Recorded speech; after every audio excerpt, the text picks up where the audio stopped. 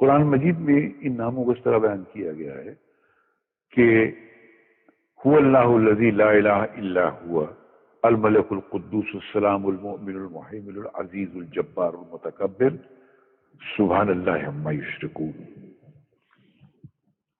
وہ اللہ ہی ہے جس کے علاوہ کوئی معبود نہیں ہے. یہ لفظ ہمارے بھائیوں کو سمجھنا بہت ضروری ہے کہ دنیا میں عبادت، کسی کو ماننا، کسی سے کچھ مانگنا، کسی کے سامنے سر جھکانا، وہ صرف اللہ کے لیے ہے کہ اللہ نے اپنے لیے مخصوص کر دیا ہے. تو آپ کوئی ایسا کام مت کیجئے عبادت کا جو کہ صرف اللہ کے لیے مخصوص ہے.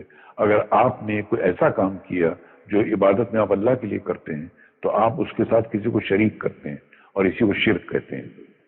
تو کبھی مت کیجیے گا سر، کوئی کتنا بھی بڑا ہو. یہ صفت اللہ نے اپنے لیے خاص کر رکھی ہے. اللہ کے سوا کوئی کسی سے کچھ مانگ ہی نہیں سکتا ہے، کسی کی عبادت کر ہی نہیں سکتا ہے. یہ کیونکہ یہ آپ کو پہلی بار جو کلمہ میں پڑھایا گیا اس میں بھی گیا لا الہ الا اللہ محمد رسول اللہ، کہ دنیا میں اس پورے آپ کی زندگی میں کوئی عبادت کے لائق ہے ہی نہیں.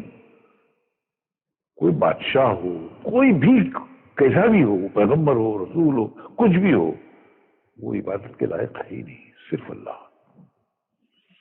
یہ مخصوص ہے اللہ کے لیے.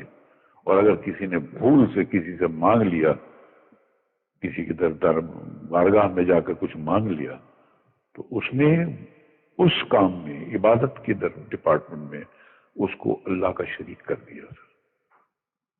تو پھر اللہ نہیں بخشے گا سر. ارے اللہ تو کیا اس کے فرشتے نہیں بخشیں گے، وہ پورے جلال میں آ جاتے ہیں. تو اس لیے انسان اپنے آپ کو تباہی سے اگر بچانا چاہتا ہے تو کبھی بھی وہ اللہ کی عبادت میں کسی کو شامل نہ کرے. یہ صاف طور پہ بچ کے رہنے کا طریقہ ہے. یار اللہ تعالیٰ بے نیاز ہے، اس کو کوئی پرواہ نہیں. پوری زندگی کوئی یعنی کس لیول کی زندگی گزارتا ہے، آخری وقت میں اللہ تعالیٰ ایمان کی دولت دے دیتا ہے. اور بعض اوقات بندے پوری زندگی لوگوں کو دھوکہ دیتے ہوئے دین کی زندگی گزارتے ہیں اور مارے جاتے ہیں، حالانکہ وہ دیندار نہیں ہوتے، وہ دنیا دار لوگ ہوتے ہیں. ایک آسٹریلین نیو مسلم بتاتا ہے کہ میں، بڑی لمبی سٹوری ہے اس کی، وہ کہتا ہے میری زندگی میں 2-3 ایسے واقعات اوپر تلے ہوئے جس سے مجھے یقین ہوا کہ زندگی موت کا مالک اللہ ہے. وہ کرسچن تھا تو بعد میں مسلمان ہوا. وہ کہتا ہے جی ایک میری زندگی میں واقعہ یہ ہوا کہ میں یعنی ڈرائیونگ کر رہا تھا، فل سپیڈ پہ جا رہا تھا ٹین ایج میں، اور کہتا ہے سامنے سے ایک ٹرک آ گیا اچانک. تو کہتا ہے میں نے آنکھیں بند کر لی کہ بس اب تو آخری وقت ہے. کہتا ہے ٹرک گزر گیا، مجھے کچھ بھی نہیں ہوا. کہتا ہے مجھے نہیں پتا یہ کیسے ہوا، نہ میں نے سٹیئرنگ موڑا نہ کچھ ہوا. کہتا ہے بہرحال اس ایک لمحے کے اندر کہتا ہے مجھے اپنی زندگی کی کئی ایک چیزیں آخری وقت جب بندے کو آتا ہے نا تو کہتا ہے مجھے اپنی زندگی کے کئی واقعات ریمائنڈ ہونے شروع ہو گئے کہ اب تو میری موت آ گئی ہے، میں نے تو یہ برائی بھی کی ہوئی ہے، یہ برائی بھی کی ہوئی ہے، یہ برائی بھی کی ہوئی ہے. اچھا کہتا ہے میں پریشان ہوا.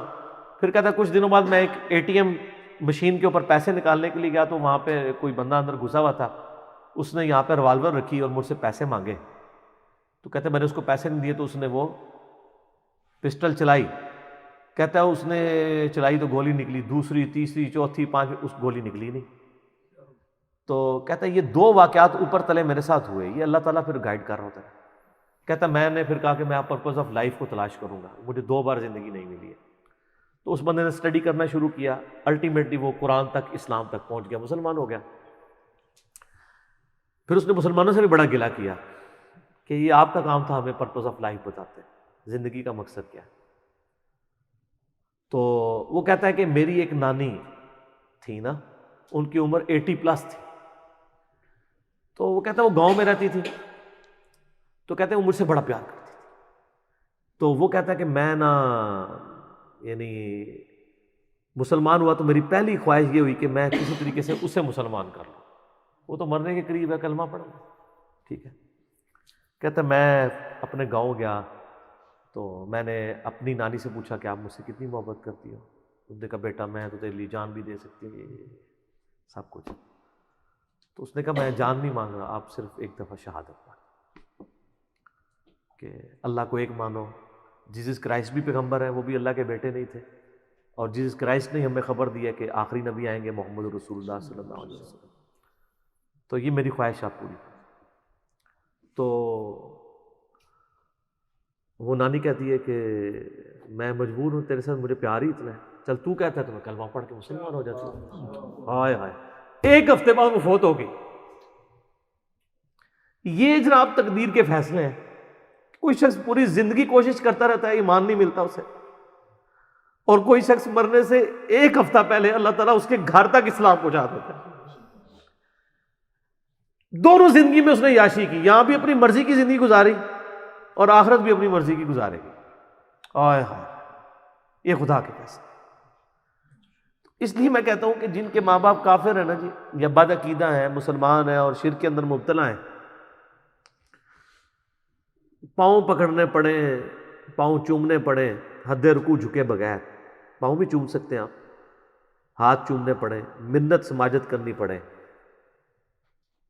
जैसा कि हम, ये शख्स कोई आम इंसान भी नहीं दे सकता कि उसके सामने एक बिल्ली भी आग में जल रही हो, उसको बचाने की कोशिश करे।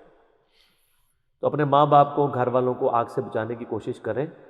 और मैं उस न्यू मुस्लिम से कहूँगा कि वो अपने माँ बाप के पाँव पढ़ के किसी तरीके से उन तक बात पहुँचाने की कोशिश करें, कुरान पाक पढ़ के सामने रखें, कॉमन टर्म्स के ऊपर बात करना शुरू करें, उनको बताएं पर्पस ऑफ लाइफ क्या है।